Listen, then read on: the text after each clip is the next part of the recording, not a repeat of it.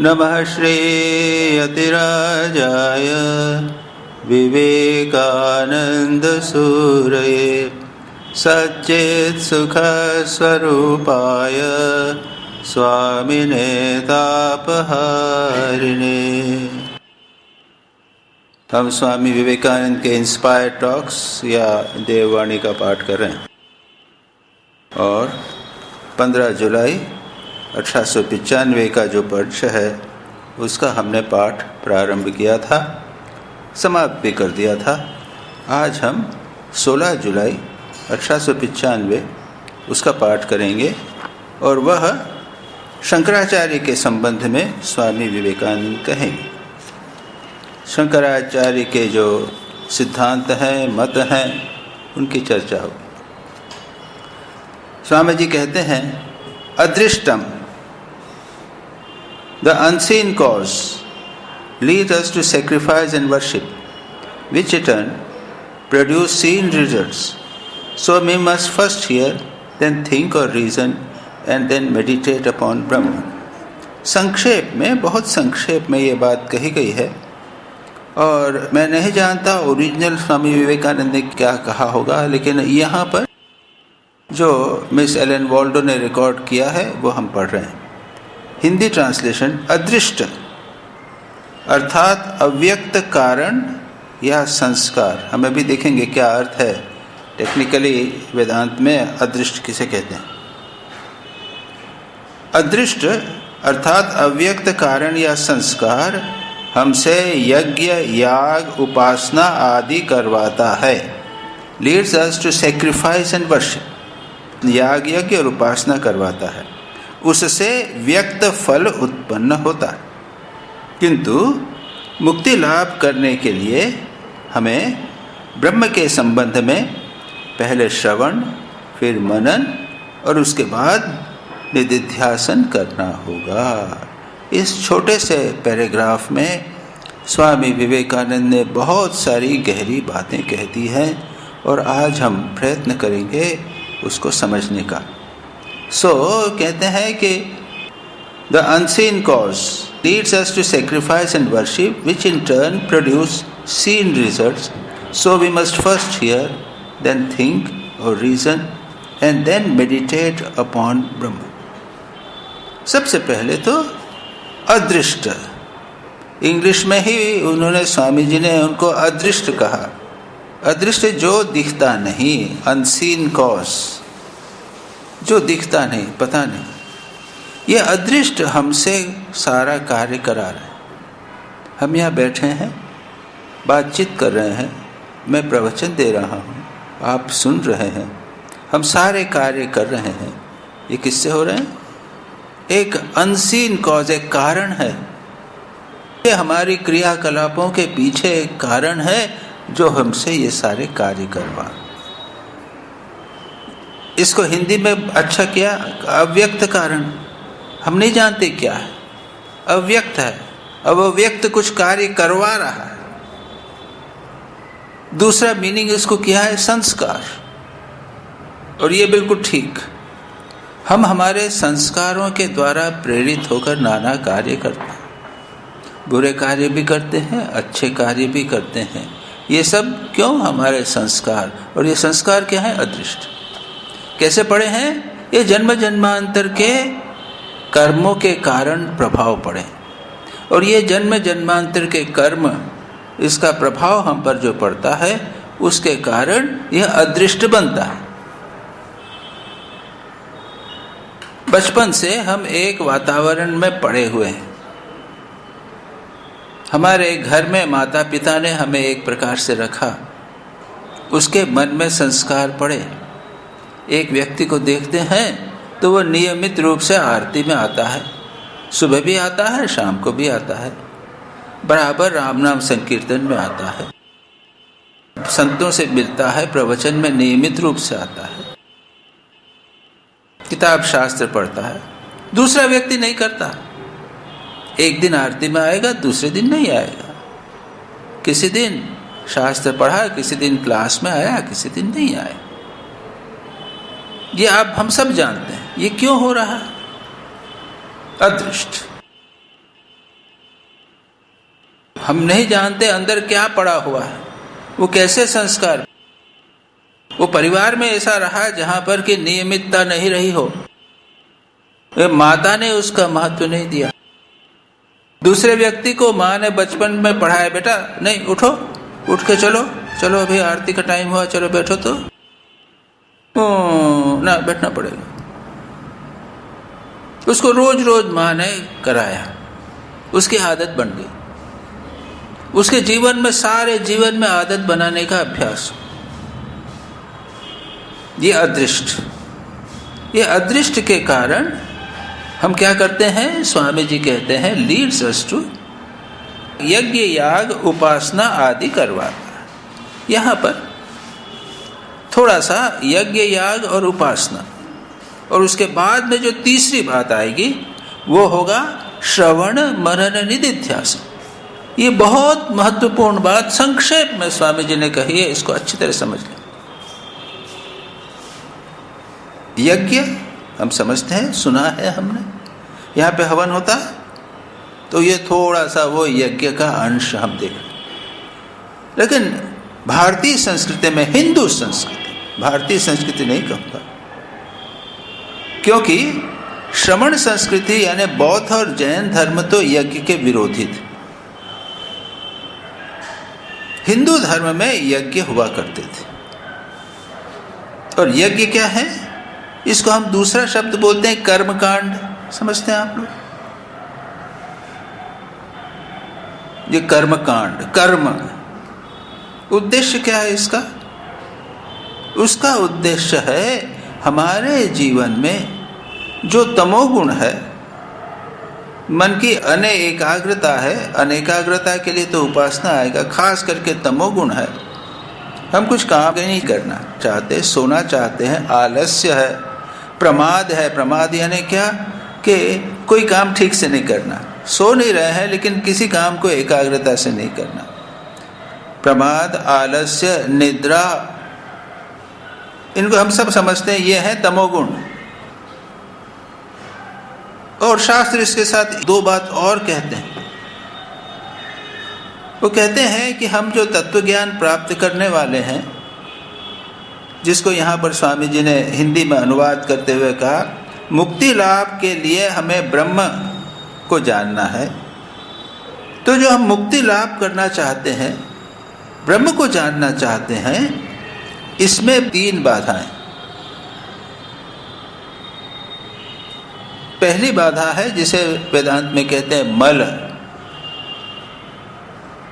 मल गंदा, मैला या अंधकार, या जिसे कहते हैं तमोगुण। मन में मैल है, अंधकार है, तमोगुण है।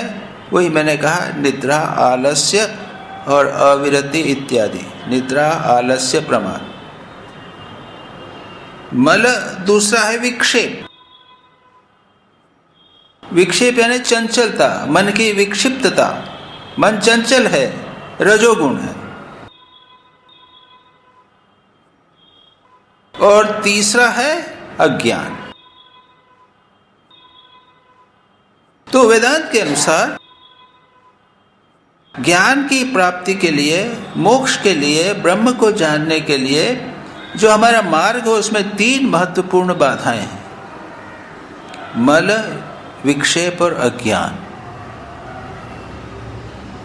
तो हमारे शास्त्रकार सब समझते थे, हमारे आचार्य, हमारे गुरु सब समझते थे।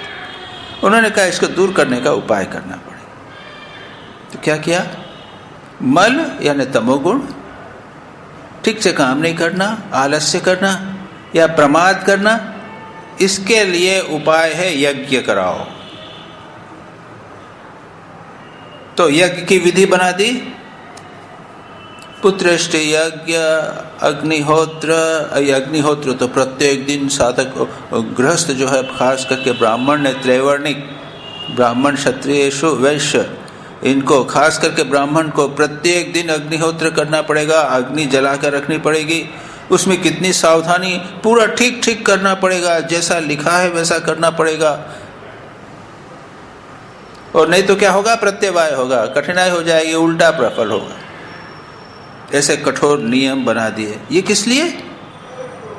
ये तमोगुण दूर करने के लिए, आलस्य दूर करने के लिए, और प्रमाद यानी ठीक ठीक काम नहीं, सब करना पड़ेगा। और इसकी बहुत सारी कहानियां आपको मिल जाती। अब इसके साथ याग शब्द का उपयोग किया। याग यानी ऐसी सेरेमनी, ऐसा परिवेश जहां पर यज्ञ किया जाए। बस इतना समझ लीजिए, याग यज्ञ करीब करीब एक ही अर्थ होता है उसका। अब यज्ञ में थोड़ा सा आगे गहराई में जावे।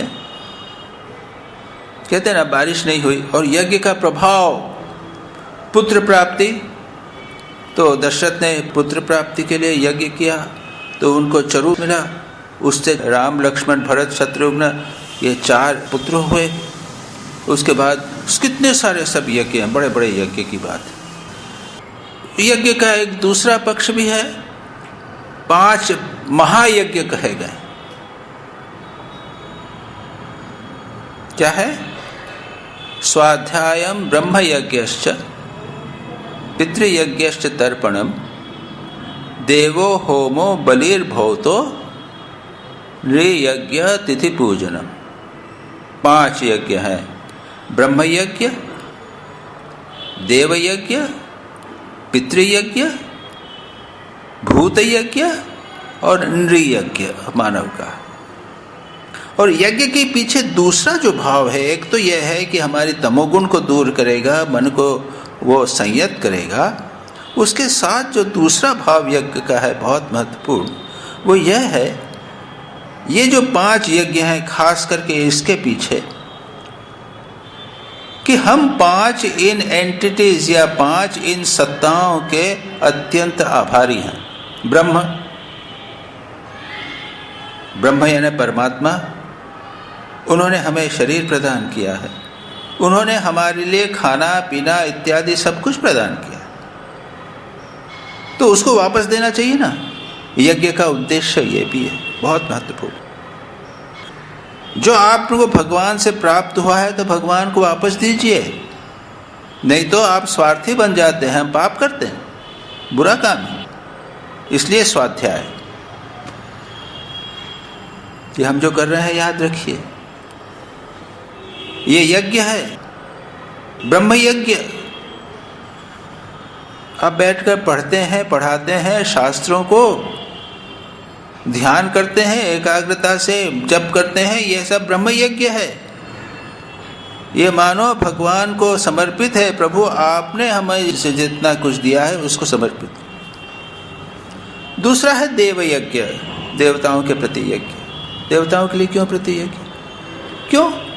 इंद्र हमको वर्षा देता है, अग्नि देवता, अग्नि के बकारा खाना बनता है, ये जल देवता, ये जो तो पंचभूत हैं और इतने देवता हैं, ये क्या हैं?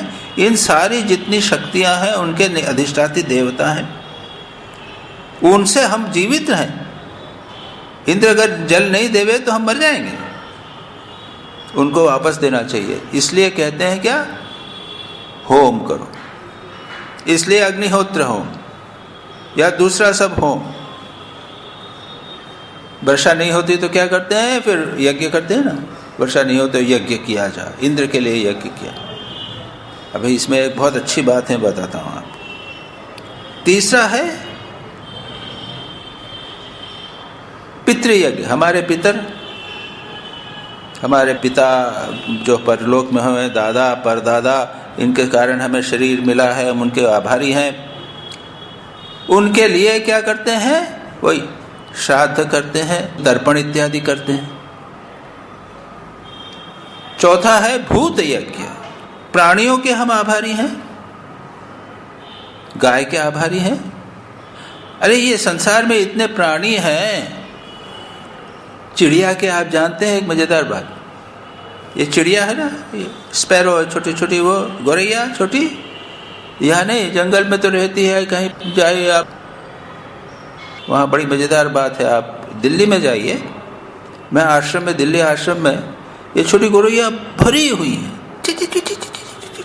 इतना अच्छा लगता है कि बस रात को पेड़ के अंदर सब घुस जाएंगे, एक पेड़ के अंदर 50-100 घुस जाएंगे और सुबह निकलेंगे। पहले मर गई थी, फिर ये एक सरकार ने उसको, कुछ लोगों ने उसको वापस लाया, बड़ा की उनका पोषण किया। चाइना में एक बार क्या हुआ था कि ये चिड़ियाएँ बहुत हो रही, तो ये लोग कह रहे ये बहुत न्यूसेंस करती है, तो उनको कोई दवाई दे दे के मार डाला। उस साल क्या हुआ, उनके यहाँ अकाल पड़ गया, सारी खेती नष्ट हो गई। क्या होता था, ये चिड़ियाएँ क्या करती थी कि जो अन्न उगता था उसमें जो कीड़े लगते थे ना, वो सब खा जाती थी। और उन्होंने समझा कि चिड़िया न्यूसेंस है, ये सब फालतू की है या कुछ क्या होगा, और सब उस बार कीड़े लग गए, सारी फसल जो है नष्ट। तो ये प्राणी, छोटे छोटे प्राणियों के प्रति भी हमारा कर्तव्य है उनको वापस देना। ये हुआ भूत यज्ञ। भूत यानी प्राणी। कैसे? गाय को रोटी दो, कुत्ते को दूध पिलाओ, चींटी है तो उसको दाना दो। ये अपना अपना कर्तव्य करते, हम नहीं जान रहे हैं कि इनसे क्या क्या लाभ होता है। इनको मारना नहीं है। तो ये हुआ भूत यज्ञ। और पांचवा है नृ यज्ञ, मानवों का यज्ञ। ये सेवा हम जो करते हैं, केवल परिवार की सेवा नहीं, अतिथि, अतिथि पूजनम। अतिथि, बिना अतिथि के आ गया, परमिशन नहीं ली, ईमेल दे के और SMS दे के कि मैं इस समय आ रहा हूँ, मेरे लिए रहने की व्यवस्था कीजिए, ऐसा नहीं।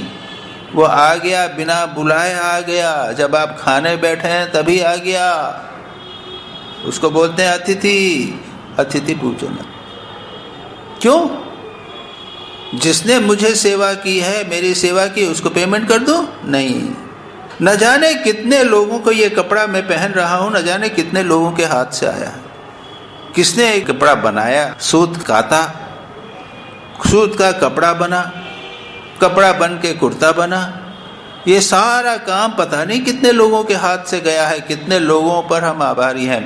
इसलिए कैलकुलेट नहीं करते कि इसकी सेवा करना, इसकी सेवा नहीं करना। इसको कहते हैं अतिथि पूजनम। तो ये 5 प्रकार के यज्ञ के। अब मैंने एक कहा था देव यज्ञ। देव यज्ञ की बात है, जब बारिश नहीं होती है, इंद्र के लिए पूजा की हमने, देवता के लिए, है ना। उसके बाद यज्ञ हुआ, खूब यज्ञ हुआ। कहते हैं कि यज्ञ में जो हवि दी जाती है, तो यज्ञ की अग्नि जो है वो हवि को ऊपर ले जाती है और वो देवता इंद्र के पास पहुंच जाता है। इंद्र खुश हो जाता है कि मुझे जो प्राप्त हो गया, और फिर वह प्रसन्न होकर उसने वर्षा करता है। तो ये जो वर्षा होती है, तो क्या उसी के खेत पर होती है जिसने यज्ञ किया? नहीं तो वो सभी स्थान पे होती है। वो तो सभी स्थानों पर होती है, ऐसा नहीं कि एक ही जगह स्थान पे हुई हो। यज्ञ का एक बहुत महत्वपूर्ण अर्थ ये भी है निस्वार्थता।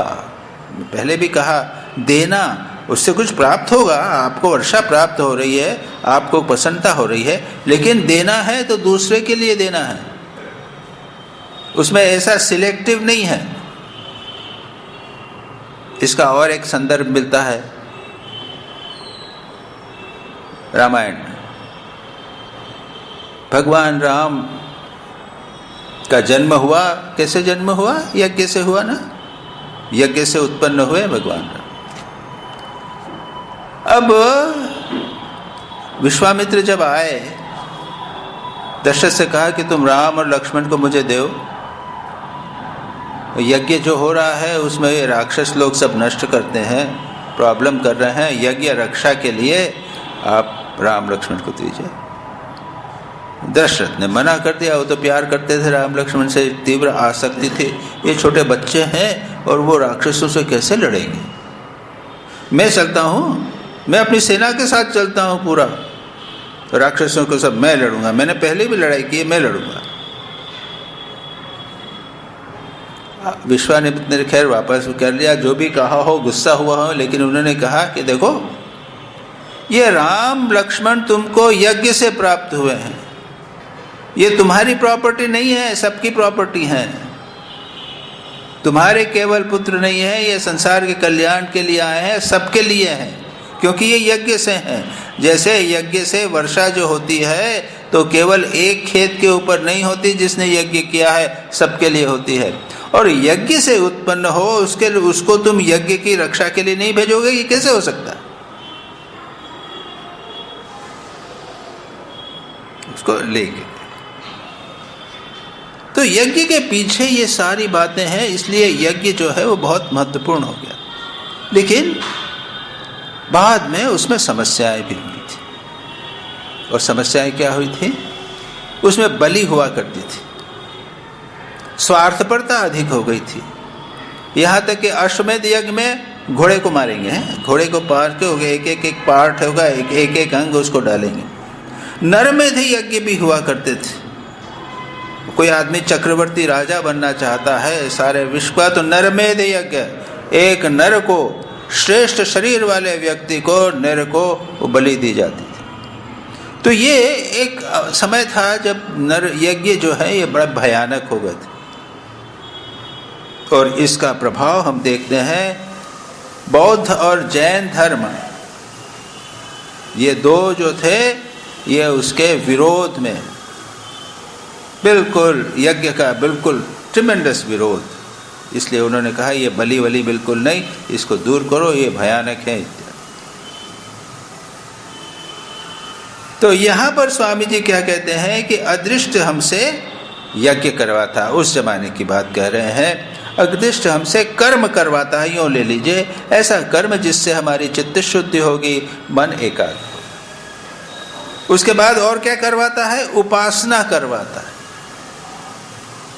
तो यज्ञ से तो मल दूर होता है, मल, विक्षेप और अज्ञान, ये तीन बात मैंने कही। यज्ञ से, कर्म से मल दूर होता है। यहाँ पर क्या हो रहा है? सेवा यज्ञ हो रहा है ना, ये यज्ञ है, बिल्कुल यज्ञ है, निस्वार्थ रूप से किया जा रहा है, हमारे तमोगुण को दूर करने के लिए किया जा रहा है। कोई भी आएगा उसकी सेवा की जा रही है, बिल्कुल यज्ञ। इससे तमोगुण दूर हुआ। उसके बाद में कहा उपासना, उपासन, भगवान के निकट बैठना। उपासना का अर्थ है अब्रह्मणि ब्रह्म दृष्टिया अनुसंधानम उपासनम, ये शंकराचार्य कहते हैं।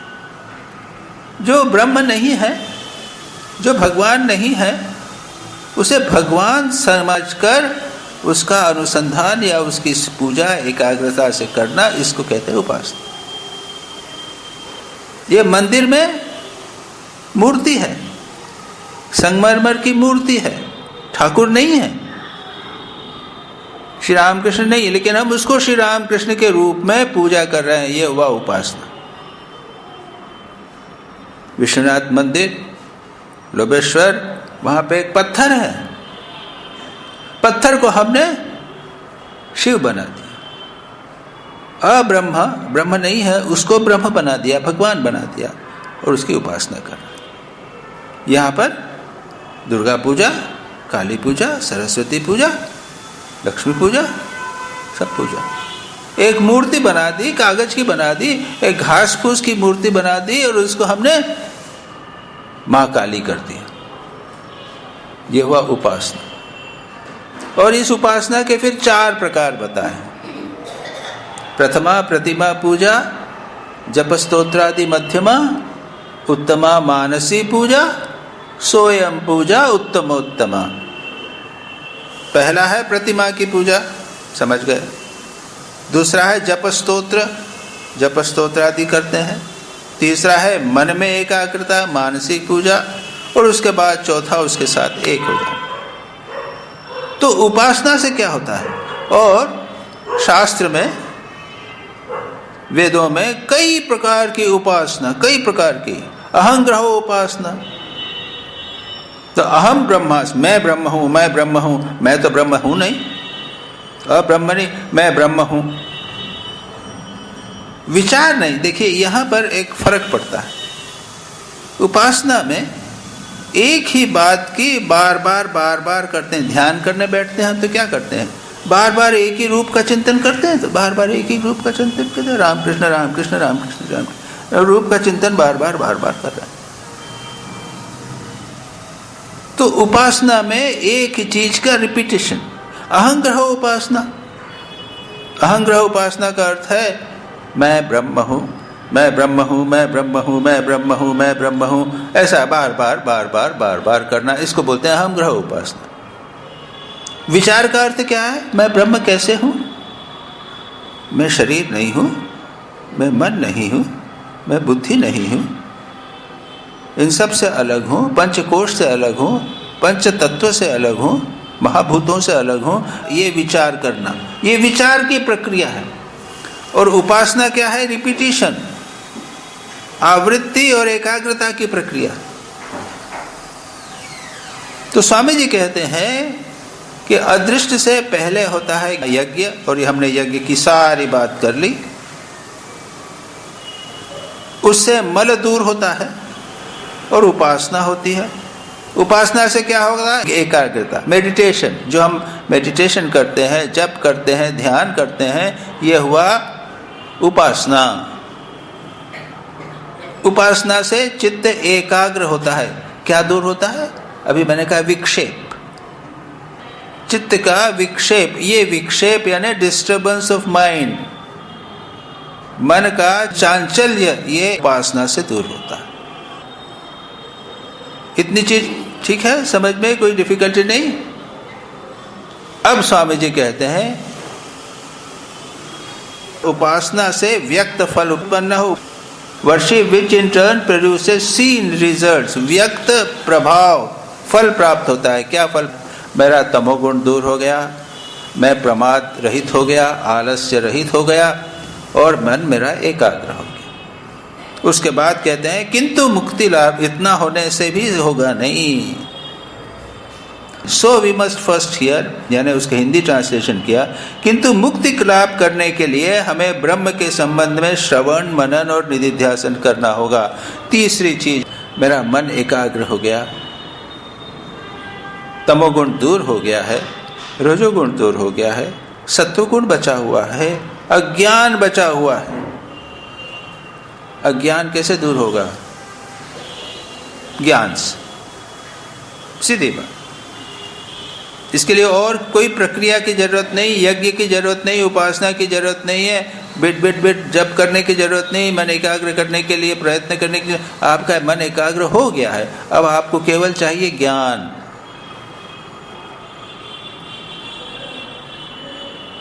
ज्ञान कैसे प्राप्त होगा? उसकी प्रक्रिया, प्रोसेस है श्रवण, मनन, निधिध्यासन। किंतु मुक्ति लाभ करने के लिए हमें ब्रह्म के संबंध में पहले श्रवण, फिर मनन और उसके बाद निधिध्यासन करना होगा। आप लोगों ने सुना है, आप लोग तो नियमित रूप से यहाँ पर सत्संग करते हैं, आप लोग जानते हैं, बार बार सुना होगा श्रवण, मनन, निधिध्यासन। तो हिंदू शास्त्र के अनुसार ये सारी प्रोसेस है। यज्ञ का अर्थ मैंने बताया, उपासना मैंने बताई, बहुत सारी उपासना। जो वेद हैं उनका 3/4 भाग जो है वो यज्ञ है, कर्मकांड है। उसके बाद थोड़ा सा पोर्शन उपासना का है। ज्ञान कांड बिल्कुल थोड़ा सा है, जिसमें उपनिषद इत्यादि हैं। उसके पहले है बड़े बड़े यज्ञ कैसे होना चाहिए, उसका विस्तार सब दिया गया, क्योंकि वे जानते हैं कि ज्ञान के अधिकारी बहुत कम। बिना तमोगुण को दूर किए, शारीरिक मानसिक दृष्टि से सक्रिय होते हुए बिना और मन को एकाग्र किए बिना, ये श्रवण के बिना ज्ञान नहीं होगा। और ज्ञान के लिए याद रखिए 2 चीजें, जिसे मैंने कहा, एकाग्रता बहुत इंपॉर्टेंट है, और उसके बाद में ये निधिध्यासन, श्रवण मनन निधिध्यासन। बिना एकाग्रता के हम जो निश्चय, निर्णय श्रवण मनन निधिध्यासन के बाद यानी विचार के बाद प्राप्त करेंगे, उसमें मन एकाग्र होकर नहीं लग सकेगा। लंबे समय तक मन को एकाग्र करके उसी में लगाना, किस में लगाना? विचार कर करके इस निर्णय पर पहुंचे कि मैं ब्रह्म हूं, अहम ब्रह्मास्मि। अभी तो समझ में नहीं आता अहम ब्रह्मास्मि कैसे होगा। बताएंगे श्रवण मनन निधिध्यासन से। उसके बाद में वो निर्णय हुआ, उस निर्णय को मन में लंबे समय तक बनाए रखना, इसको बोलते हैं ध्यान। निधिध्यासन के बाद ध्यान, या निधिध्यासन को ही कहिए ध्यान, उसके बाद होती है समाधि। तो यहां पर क्या कहा स्वामी जी कहते हैं कि then think, so we must first hear, then think और reason and then meditate upon Brahma. अब ये श्रवण मनन निधिध्यासन क्या है? अब मैं उसके शास्त्रीय अर्थ में जाने में करूंगा तो बड़ी मुश्किल हो जाएगी, तो वेदांत सार में है पूरा।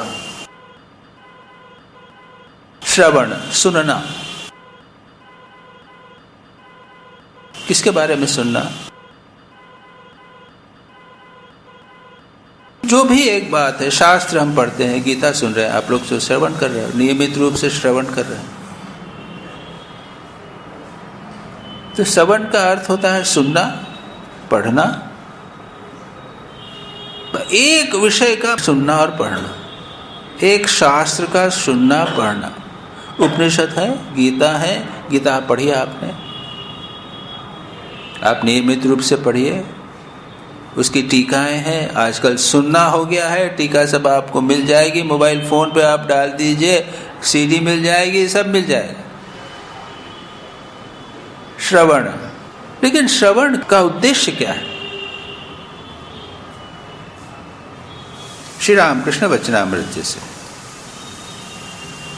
इसको सुने, स्वामी विवेकानंद का साहित्य सुने, श्रवण, उसका उद्देश्य क्या है? और जो श्रवण है उसी के अनुरूप होना चाहिए। जैसे स्वामी विवेकानंद को ले लीजिए, विवेकानंद साहित्य का श्रवण या मनन या कुछ भी कहिए, सुनना या पढ़ना, पहले उसको लीजिए। तो आप सुनने के नियम हैं, श्रवण के नियम हैं या पढ़ने के नियम क्या है? पहला है शुरू में क्या कहा गया, अंत में क्या कहा गया। गीता के शुरू में क्या कहा गया, अंत में क्या कहा गया। शुरू में गीता में क्या कहा है?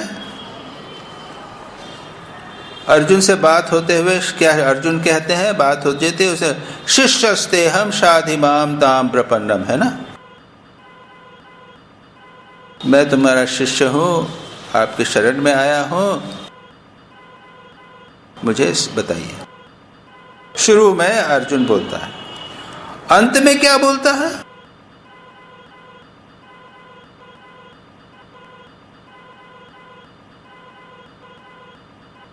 भगवान ने क्या कहा?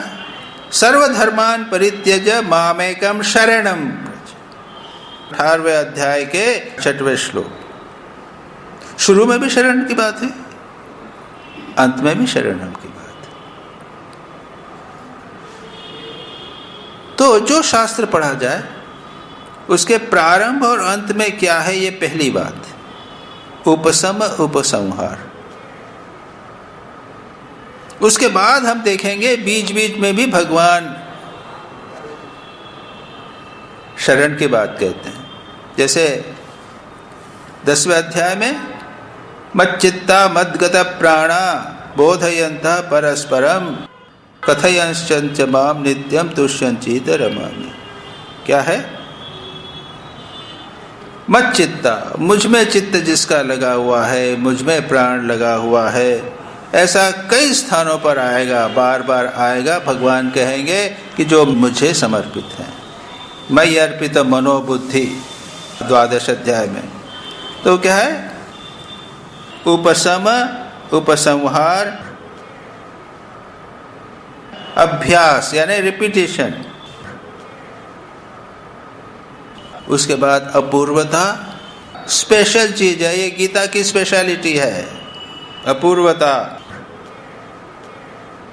उसके बाद फल, उसका क्या फल प्राप्त होगा, और उसके बाद में अर्थवाद, अर्थवाद यानी प्रशंसा। उसके बाद में उपपत्ति यानी उसके लिए आर्ग्यूमेंट, उसके दृष्टांत भी आते हैं। ये ऐसी 6 चीजें हैं जिनके द्वारा श्रवण होता है। ऐसा जब श्रवण होगा वो ठीक ठीक है। ये 6 जिसको कहते हैं 6 लिंग, 6 कैरेक्टरिस्टिक्स जिसके द्वारा श्रवण करना है। अब हम अगर स्वामी विवेकानंद को पढ़ें, अब कोई बिना उसके यदि पढ़े तो क्या करेगा? वो स्वामी विवेकानंद से कहेगा कि स्वामी विवेकानंद ने तो देश के उन्नति के लिए कहा है। अब उन्हें वो संवार नहीं लगाया, पूर्वतः नहीं लगाया, अभ्यास नहीं लगाया, और स्वामी विवेकानंद ने कहा कि देश के लिए मर मिटना चाहिए इत्यादि इत्यादि करते।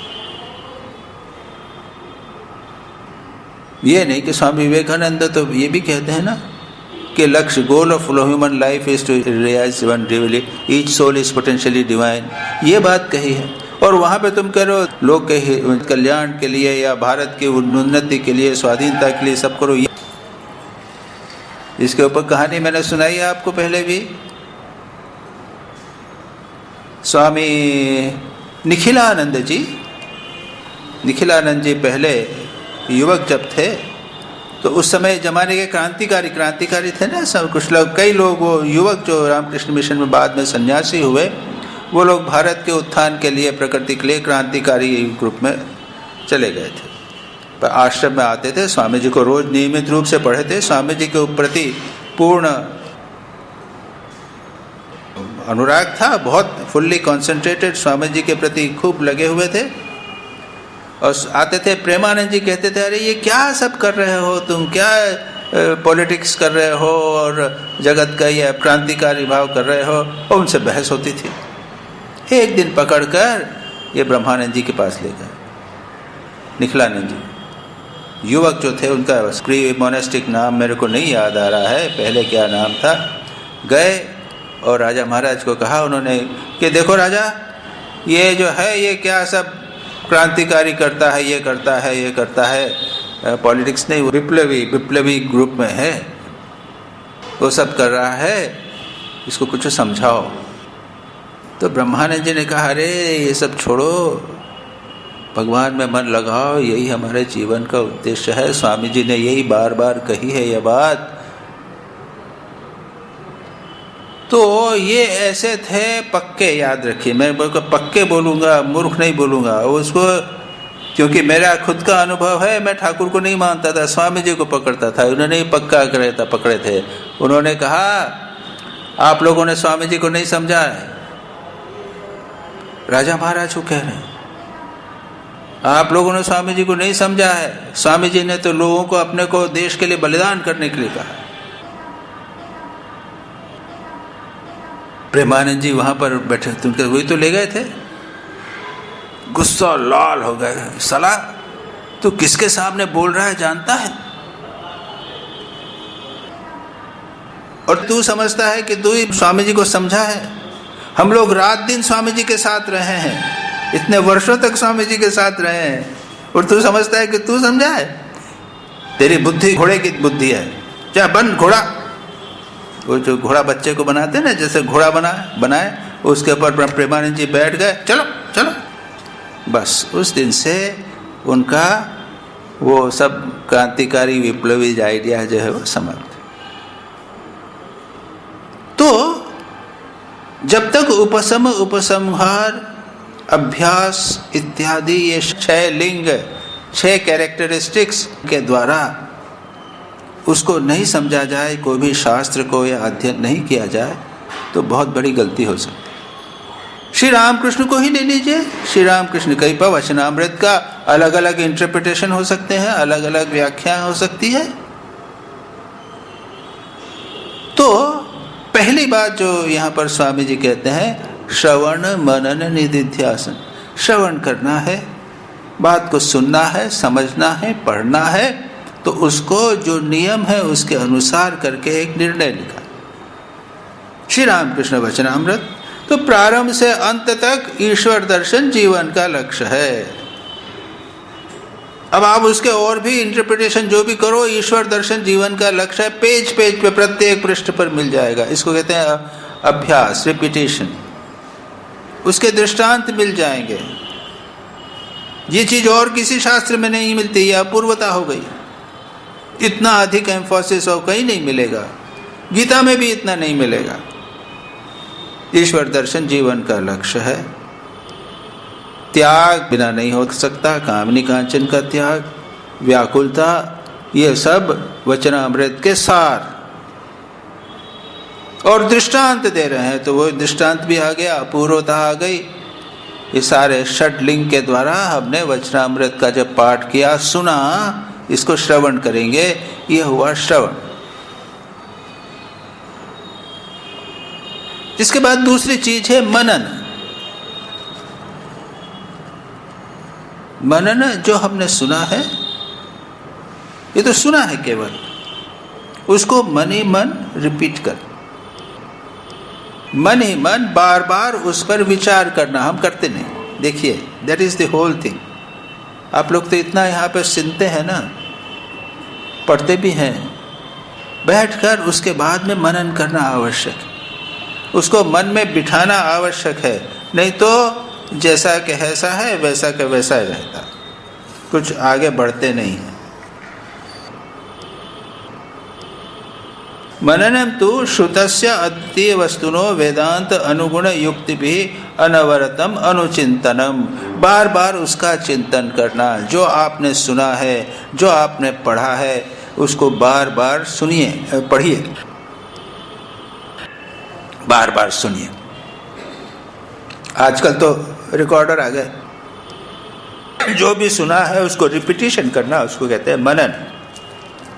और निधिध्यासन कहते हैं विजातीय देहादि प्रत्यय रहित अद्वितीय वस्तु सजातीय प्रत्यय भाव निधि साध्य। जो आपने सुना है, जिसको मनन करके निर्णय किया है, बस फिर इधर उधर ज्यादा करने की जरूरत नहीं। वचनामृत पढ़ लिया, निर्णय हो गया, ईश्वर दर्शन जीवन का लक्ष्य है। अब आप क्या करिए, ठाकुर ने कहा ध्यान कीजिए, ठाकुर का ही ध्यान कीजिए, बस सिर्फ ठाकुर का ध्यान। इष्ट का ध्यान कीजिए, व्याकुल होकर पुकारिए, प्रतिदिन कीजिए। यह हो गया निधिध्यासन। उसी में कंटिन्यूअस मन को लगाना। तो स्वामी जी कहते हैं, first we must hear, then think और reason, and then meditate upon Brahman. Brahma या परमात्मा में मन को लगाना, यह हो गया निधिध्यासन। तो आज अनफॉर्चुनेटली विक्षेप हो रहा है, समय तो हो गया है, हम आज ही बंद करें। इसके आगे की चर्चा हम कल करें। तम देशिकेन्द्रम परमं पवित्रम विश्वस्य बालं मधुरं यतीन्द्रं हिताय नृणां नरमूर्तिमन्तं विवेकानन्दमहं नमामि। नमः श्रीयतिराजाय विवेकानन्दसूरये सच्चित्सुखस्वरूपाय स्वामिने तापहाय।